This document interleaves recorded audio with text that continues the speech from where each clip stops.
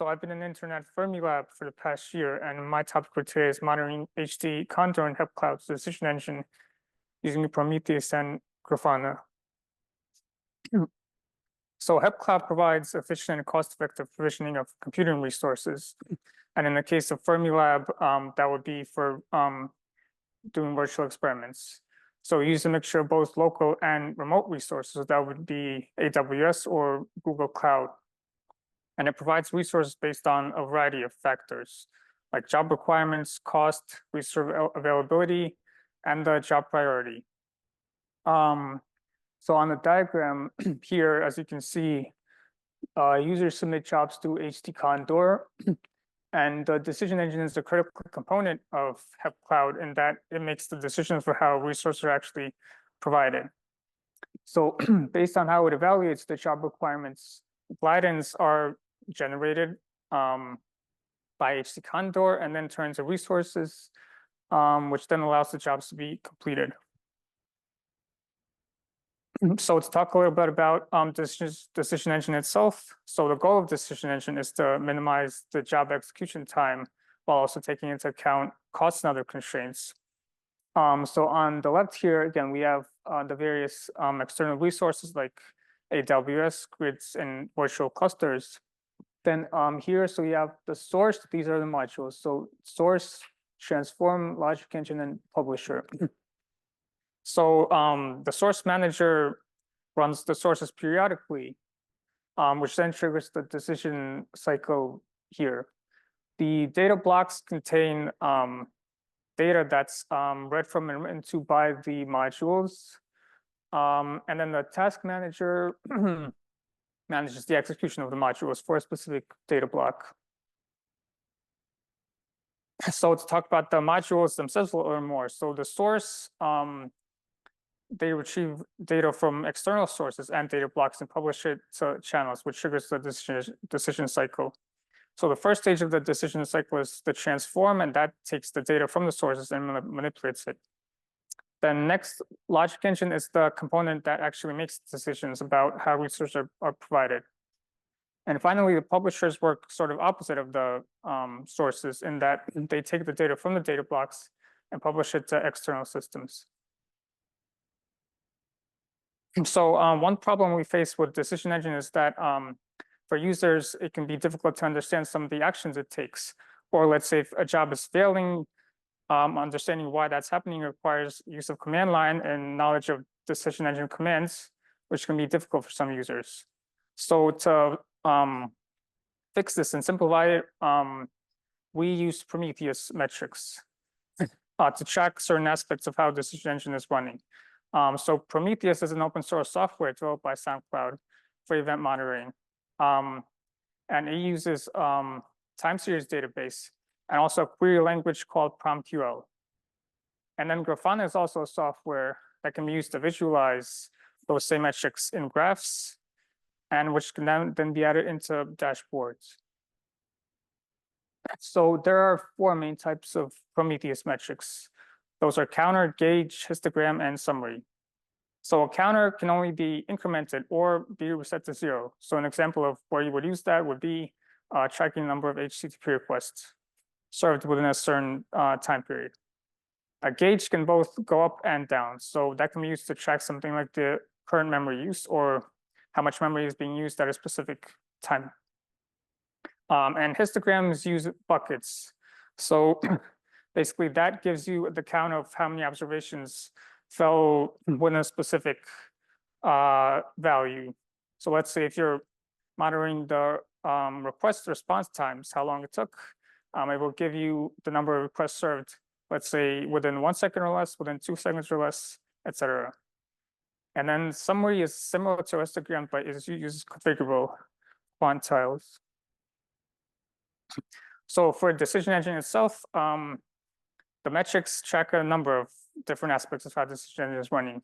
So things like the overall health, how long it takes to run specific commands and perform operations, the status of jobs. So let's say if they're running or idle or failed, the data required from sources, and the number of glidans in jobs running. So one example of this would be we have metrics that track the duration of decline commands. So those are commands that control various aspects of how the decision engine is running. So for example, they can start and stop specific channels or all channels. They can get the current status of the decision engine. So one example of this would be the decline dash status command. So that prints the status of all sources and channels currently. So here, if you look on the terminal, on the left, you have a list of all the sources and channels. And then on the right, you have their current state. So steady, active, boot, or idle. So in this case, the Prometheus histogram was most useful since here you're dealing with duration. So on the left, if you run the decline dash metrics command, that gives you the output of all the metrics. So in this case, again, with the decline status command, the metric that keeps track of it. So here you can see the histogram buckets, and we can see that most of the runtimes were between 0.1 and 0.2 seconds. And then on the right, you can see how that was configured in the code. So here, for example, the print products command, that one takes significantly longer to run than the others. So for each one of them, the buckets were configured to reflect the ranges that the runtimes typically fall into. And then here we have the graphs in Grafana. So the one on the left is the status command again. This was over the course of, if they were run over the course of 3 hours. And then this one is for the metrics command. So here you can see that most of the runtimes fall within a certain range, but then there are some outliers. Next, we also have metrics that keep track of the modules I mentioned earlier. So that would be transform, logic engine, publisher, and source. So we have a gauge that keeps track of the last time step when a module was run. And also we use the histogram to track the runtime for each one of them. So here again, we have the graphs in Grafana. So for each one of the modules, this was over the course of 2 hours. And then for one of them, so for transform, we have also a graph here that tracks all of transform. And then we have separate graphs for each transformation separately or each module of transform separately.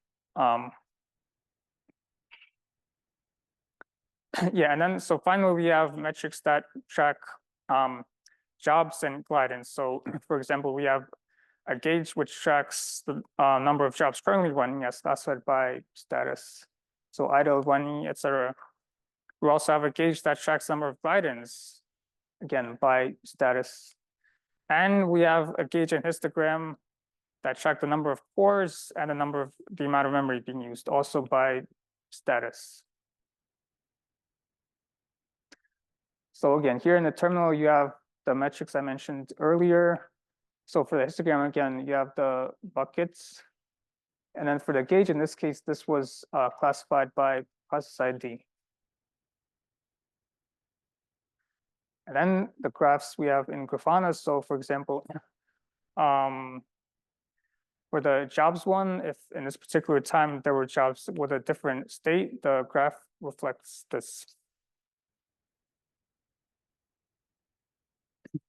And so just to summarize, adding metrics to the decision engine improved the user experience by improving observability and allowing users to track what's happening with the decision engine at any specific time and to potentially troubleshoot errors. Thank you.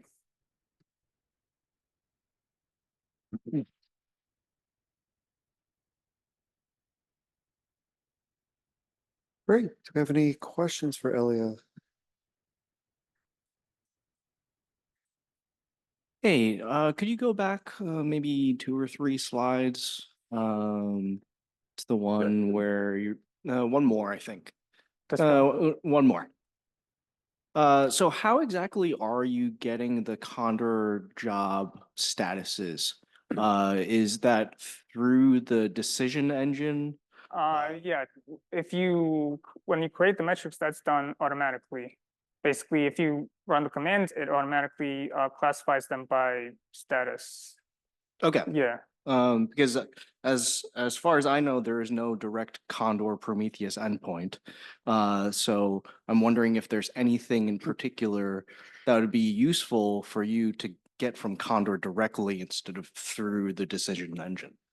I'm not sure if that comes from Condor or from the decision engine, but when I did it, it was automatically classified by status when I ran the commands for each metric. Interesting. Okay, cool.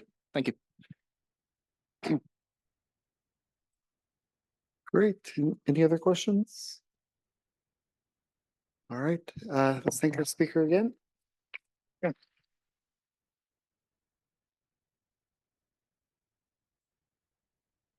And then keeping with the theme of Glide in WMS and creating our Condor pools dynamically, we next have Bruno talking a little bit about the credential management and what's upcoming for us.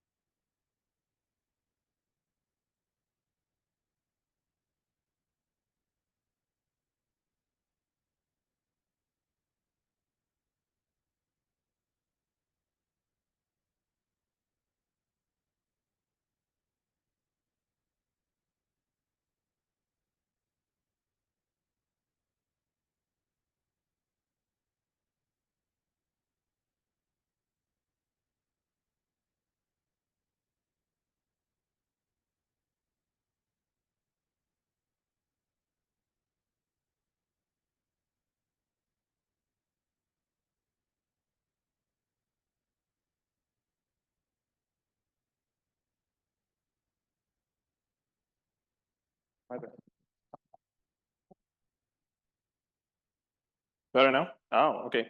Should I start again?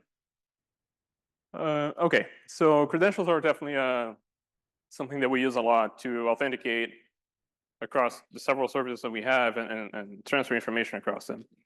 So the first change that we made was that now we use credentials as a generic thing. So we have this new hierarchical credentials approach that basically define this main credential, what?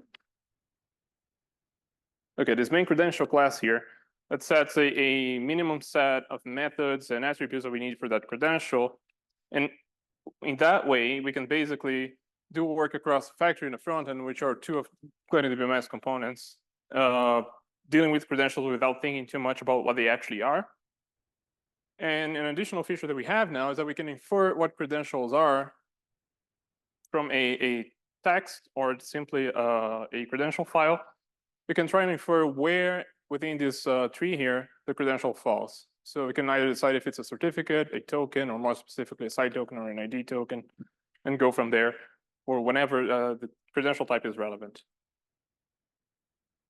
Also, we are now implementing credential purposes, which basically help us decide what to do with a credential before credentials could be used for many things. Now we have a way to define what a credential is actually used for, either to authenticate with a C or to be simply sent along with the job within the payload to be used by the job to authenticate with a data source or something like that. that also adds the ability to send lists of arbitrary credentials that our front-end operators might find useful to land at the final running location. And we also separate parameters, which before were classifiers of auth method in the gliding WMS configuration, and they are now their own entity. They are orthogonal and independent from credentials. So you can define extra parameters such as VM type and VM ID if you're running on a cloud resource, for example, such as AWS or Google Cloud. And you can now define them independently for every credential that you have. And before, they would actually be bound to the auth method. So that was a bit not very flexible. And you can do that by using the new auth method syntax. Now, instead of simply defining one authentication method here, you can pick many of them. And these commas and semicolons here have a or and end syntax. So the idea of this example here is that for this specific entry, this auth method requires either a side token or a proxy alongside a VM ID and a VM type.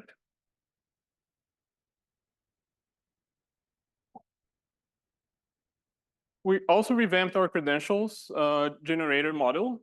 So gliding WMS already supports credential generators. What we did is that now we created a whole generators framework that can be used for both credentials and parameters. We're also introducing some pre-built generators that can be used straight from the configuration without the need of actually touching code. These two examples here show how we can define a round-robin generator, which is a built-in generator that comes with gliding WMS, to create a credential generator that will round-robin through cred 1, cred 2, cred 3, which are just text type credentials. In a similar way, you can define a parameter that uses the same generator, but now you're generating VM 1, 2, and 3, which are just strings for this specific parameter here.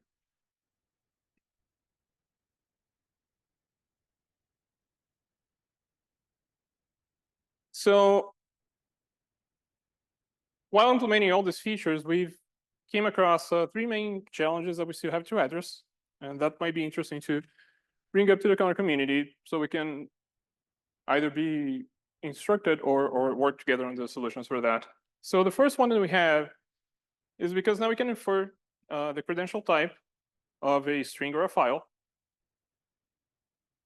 We had a pretty good success in figuring out if a credential is a token, basically a JWT, but it's not so simple for us to define if something is a side token versus an ID token. Well, side tokens actually have a few claims that can help us identify it. So we require something like a ver, which has a profile and a version, usually side token and a number. So that's a pretty good hint. You can use something like JDI along with the issuer to try and figure it out. And side tokens and ID tokens also use different authentication encryption methods. So that really helps us. But what we really can't for sure is tell if something's an ID token or not. I mean, we know for sure it's a JWT, and maybe it's not a side token, but is it an ID token? So this is something that we're still working on. Maybe something like what WLCG tokens do, which is they claim this WLCG.ver parameter here. That could maybe help. So that's an idea. Next challenge that we still have is because now we can provide several credentials along with a glide-in, it would be interesting if CEs would be able to fall back across different credentials as well. So these claims that I make here are generic. They're not true for every authentication method in CEs, but in general, once a CE during the negotiation phase agrees on a credential type, it will basically try and use the first credential file that it finds for that type. If it fails, it will fail the authentication. It will not, or the authorization, I should say. And it will not fall back to other credential types in general as well.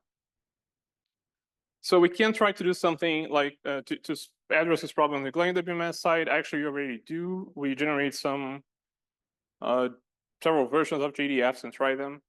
But if the CE could do something on their side, maybe our code could be a bit simpler as well. Finally, and that's an issue that's been a discussion with especially Todd and Jamie for the past year at least. Tokens are in general shorter lived than proxies are. And what happens is if we send them in our job payloads, they will eventually expire, and there is no easy way for us to renew them. So we have to come up with a way to renew these tokens, either from Gliding WMS side, but if something could be done from the Condor side, that would be simpler and maybe would also address other use cases for this issue. And yeah, that's pretty much it. That's all I had. That were the challenges that I had. Any questions or comments?